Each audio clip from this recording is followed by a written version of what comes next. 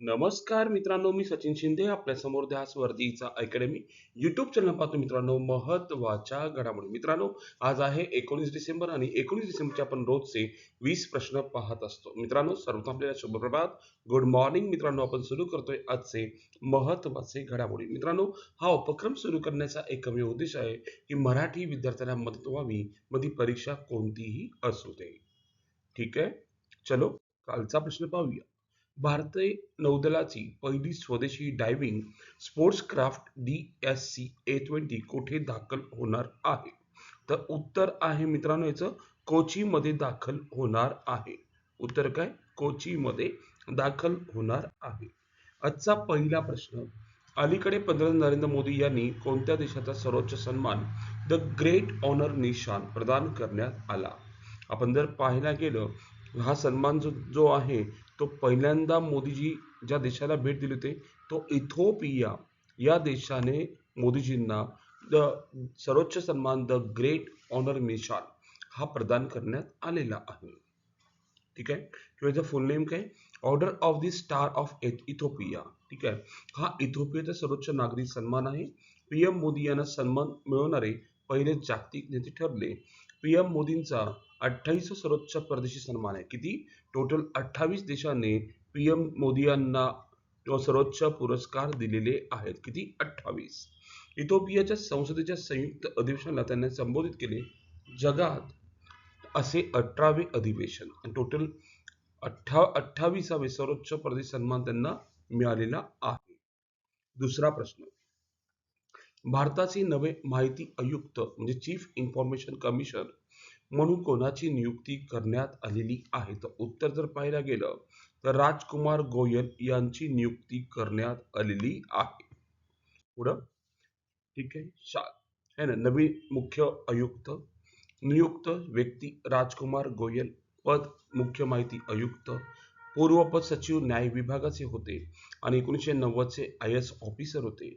नियुक्त करणारे राष्ट्रपती महामहिम द्रौपदी मुर्मू. शपथ दिली गोपनीयतेची. शिफारसी समिती PM नरेंद्र मोदी आणि 3 सदस्यीय उच्चस्तरीय समिती.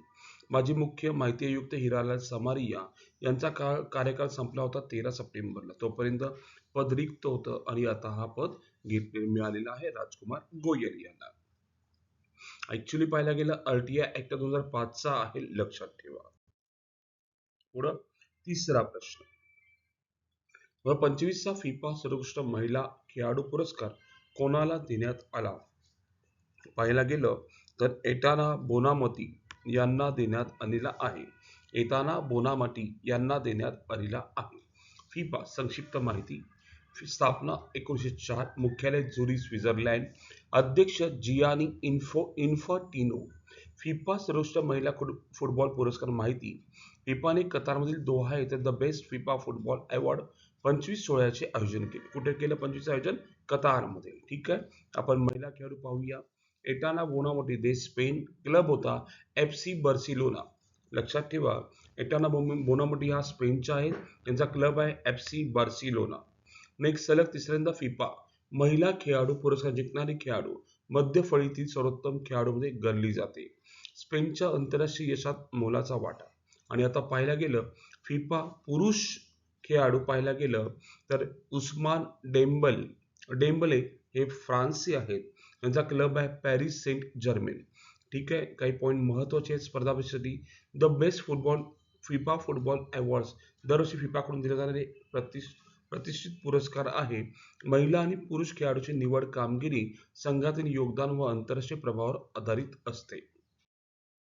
पुढं. चौथा प्रश्न. अलीकडे आशिया. प्रश्न काय विचारले? अलीकडे आशिया पॉवर इंडेक्स 2025 मध्ये भारताला आशियामध्ये कोणते स्थान आहे?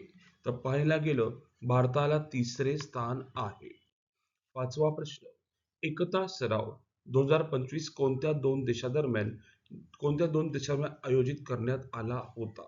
आपण जर पाहायला गेलं, हा सराव जर पाहायला गेलं तर खूप महत्वाचा आहे. ऍक्च्युली पाहायला गेलं भारतासोबत हा सराव झालेला आहे. आणि भारत कोणत्या देशासोबत सराव केलाय? तर मालदीव सोबत हा सराव झालेला आहे. ठीक आहे, एकता नौदल सराव 25 संक्षिप्त माहिती. एकता है ना, प्रकार द्विपक्षीय नौदल सराव आवृत्ती 8वी आहे. 15 ते 17 डिसेंबर सहभागी देश भारत मालदीव. ठिकाण होतं उत्तर मध्य हिंदी महासागर. कुठे? उत्तर मध्य हिंदी महासागर. सुरुवात 2017. भारत मालदीव सराव एक आहे, एकता आहे, दुसरा वेरिन आहे आणि तिसरा आहे दोस्ती. दोस्तीमध्ये फक्त श्रीलंका प्लस आहे, लक्षात ठेवा. माहित असणं आवश्यक आहे. ठीक आहे. भारत आणि मालदीवमध्ये झालेला हा सराव आहे, लक्षात ठेवा. ठीक आहे. पुढं नेक्स्ट क्वेश्चन 6वा. सैनिक तुझे सलाम हा उपक्रम कोणत्या राज्याने सुरू केला आहे? सैनिक तुझे सलाम हा उपक्रम जर पाहायला गेलं, आसाम राज्याने तो सुरू केलेला आहे. कोणी सुरू केलाय? आसाम राज्याने तो सुरू केलेला आहे, लक्षात असू दे. 7वा प्रश्न.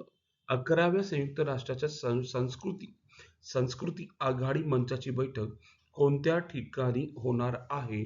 तर उत्तर आहे ती रियादमध्ये होणार आहे. कुठे? रियादमध्ये होणार आहे. माहिती असणं आपल्याला आवश्यक आहे. 8वा प्रश्न. महाराष्ट्र फाउंडेशनचा सामाजिक कार्य जीवनगौरव पुरस्कार कोणाला जाहीर झाला आहे? आपण जर पाहायला गेलं तर लीळा चितळे यांना तो जाहीर झालेला आहे. कोणाला? लीळा चितळे, लक्षात ठेवा. कोणाला जाहीर झालाय? लीळा चितळे. अजून एक काही पुरस्कार आहे. दिलीप वी चित्रे स्मृती साहित्य जीवनगौरव पुरस्कार अरुण खोपकर. महाराष्ट्र फाउंडेशनचा डॉक्टर नरेंद्र दाभोळकर स्मृती पुरस्कार मनीष रॉय चौधरी यांना तो जाहीर झालेला आहे. 9वा प्रश्न. चिली देशाचे नवे राष्ट्रपती कोण बनले आहे? आपण जर पाहायला गेलं ऑप्शन नंबर 3 आहे, लक्षात ठेवा. ऑप्शन नंबर 3 मध्ये उत्तर जर पाहायला गेलं आपण तर उत्तर काय आहे? जोसे अँटिनियो कास्टा हे झालेले आहेत चिली देशाचे नवे पंतप्रधान. आपल्याला माहित असणं आवश्यक आहे. 10वा प्रश्न. गोवा मुक्ती दिवस केव्हा साजरा केला जातो?